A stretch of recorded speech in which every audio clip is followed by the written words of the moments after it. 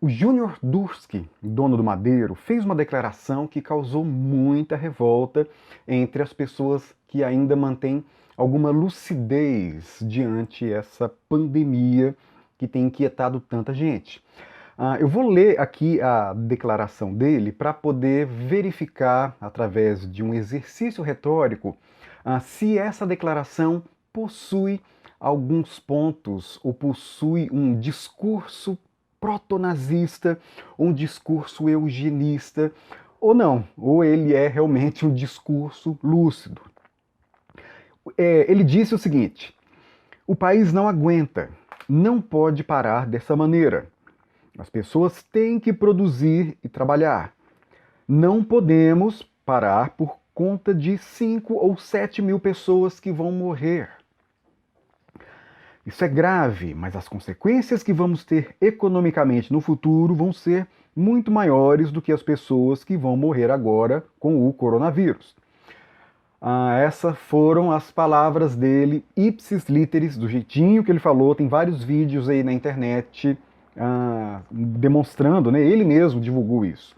Bom, então a gente vê como ele está minimizando a morte de 7 mil pessoas, porque para ele é muito mais trágico, é muito pior parar a economia de modo que outras pessoas sofram, que o país inteiro sofra, do que permitir uma situação em que sabemos que, na melhor das hipóteses, inclusive, 7 mil pessoas podem morrer, segundo ele.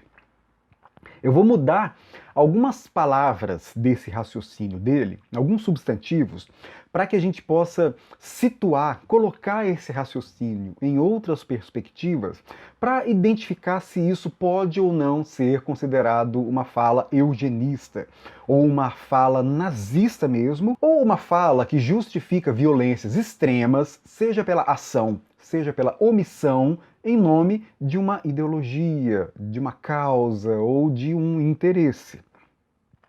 Vamos imaginar, portanto, que em um multiverso, né, esse empresário milionário fosse um revolucionário, por exemplo. Então eu vou trocar em uma realidade paralela, né, ele fosse um revolucionário. Eu vou trocar aqui algumas palavras para vocês identificarem e entenderem o ponto em que eu quero chegar. Mesma frase, palavras diferentes. O país não aguenta. Não pode parar dessa maneira. O povo tem que fazer a revolução. Não podemos parar por conta de 5 ou 7 mil empresários que vão morrer. Isso é grave, mas as consequências no futuro vão ser muito maiores do que as pessoas que vão morrer agora na guilhotina. Eu vou dar uma outra versão. O país não aguenta. Não pode parar dessa maneira. As pessoas têm que produzir e trabalhar. Não podemos parar por conta de 5 ou 7 mil judeus que vão morrer.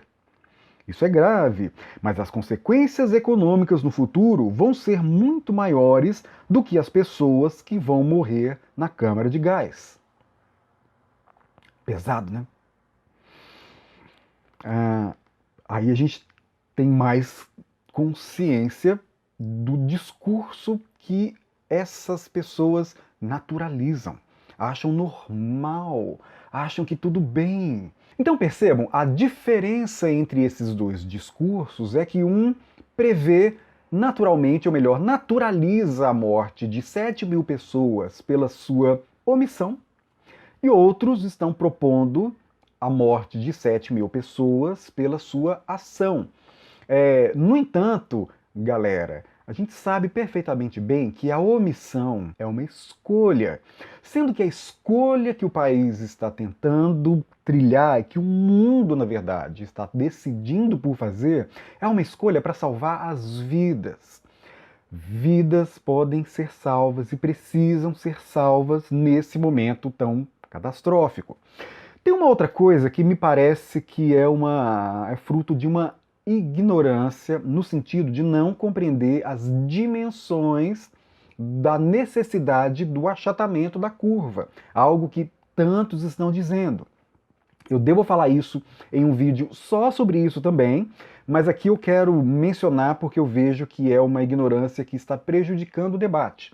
Quando se diz que é preciso achatar a curva, fazer com que as pessoas se confinem, para não espalhar demais o vírus e evitar um pico de contaminação, de modo a sobrecarregar o sistema de saúde, sobrecarregar os leitos, que nós já temos pouco no Brasil, isso quer dizer que a gente precisa salvaguardar o nosso sistema público e privado de saúde. Ou seja, se sobrecarregarmos além da conta o sistema de saúde, quem vai morrer não serão apenas as pessoas contaminadas pelo coronavírus, mas qualquer pessoa que precise de uma UTI durante esse período vai sofrer, não vai ter atendimento e pode morrer, precisamente porque os hospitais estarão sobrecarregados.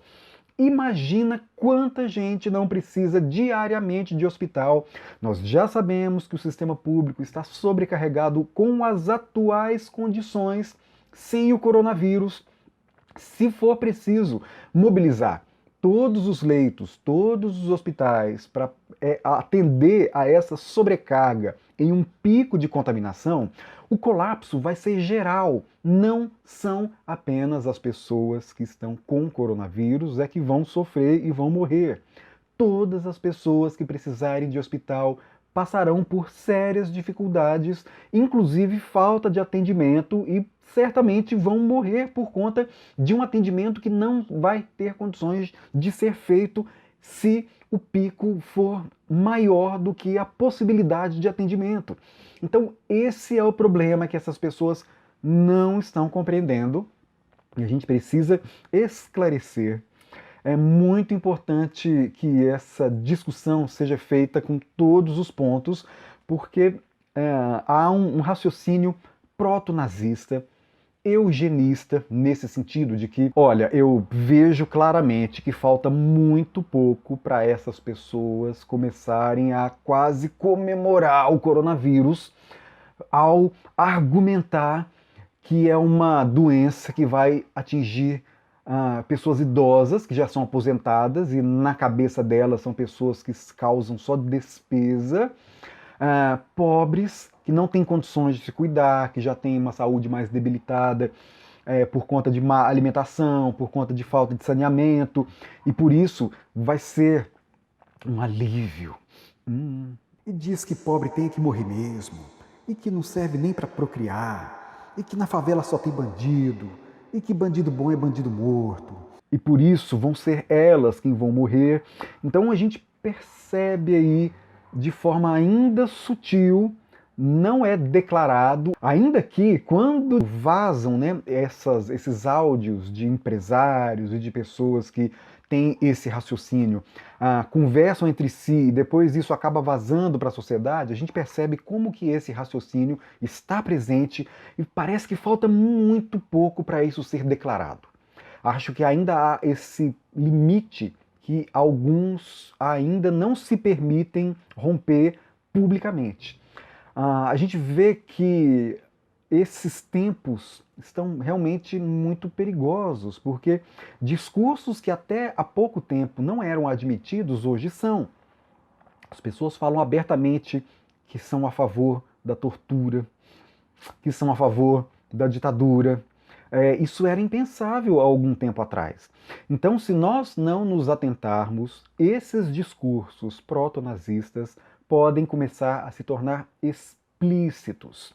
E há muita gente que sente isso, que ainda não tem coragem de falar e que pode se ver representada por esses tipos de discursos que agora ainda parecem racionais, ainda parecem lúcidos, ainda parecem fruto de um raciocínio supostamente humanitário, mas que carregam o ovo da serpente.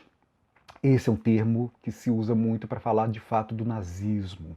Como é que esse raciocínio nos conduz passo a passo a essa lógica ou a essa política que, se não fosse a oposição, se não fosse o Congresso, já estaria sendo implementada hoje em dia.